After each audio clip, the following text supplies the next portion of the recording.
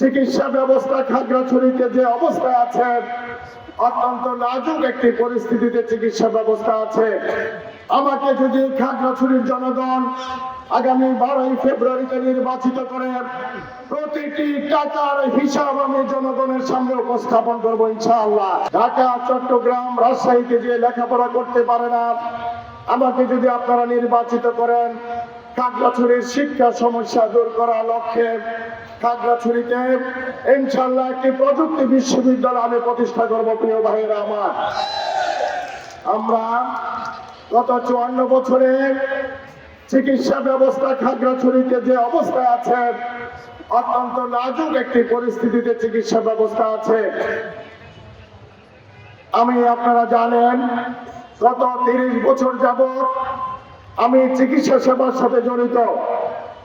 আমি জানি একজন মা যখন অসুস্থ হয়ে পড়ে, তার সন্তান যখন অসুস্থ হয়ে পড়ে, খাগড়াছড়িতে এসে চিকিৎসা নেওয়ার মতো সে পরিবেশ এখনো তৈরি হয় নাই।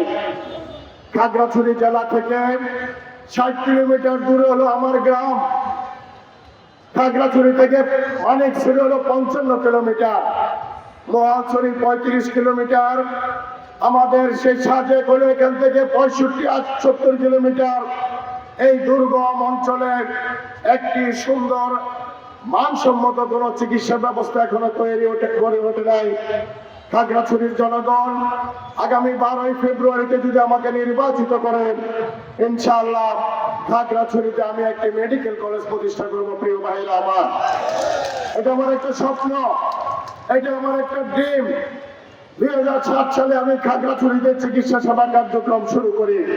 খাগড়াছড়ি মেডিকেল সেন্টারের মাধ্যমে আমাদের সেই প্রতিষ্ঠানটির একটি স্বপ্ন ছিল একটি মেডিকেল কলেজ প্রতিষ্ঠা করা।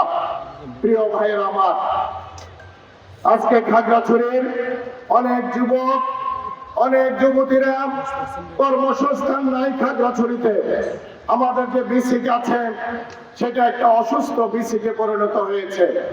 ইনশাআল্লাহ 12ই ফেব্রুয়ারিতে যদি এই প্রিয় খাগড়াছড়ির জনগণ আমাকে যদি নির্বাচিত করে এই বিসিকে একটি আধুনিক শিল্প কারখানায় রূপান্তরিত করে এখানে বেকার যুবকদের বেকারত্ব দূর করে কর্মসংস্থানের ব্যবস্থা করা হবে ইনশাআল্লাহ।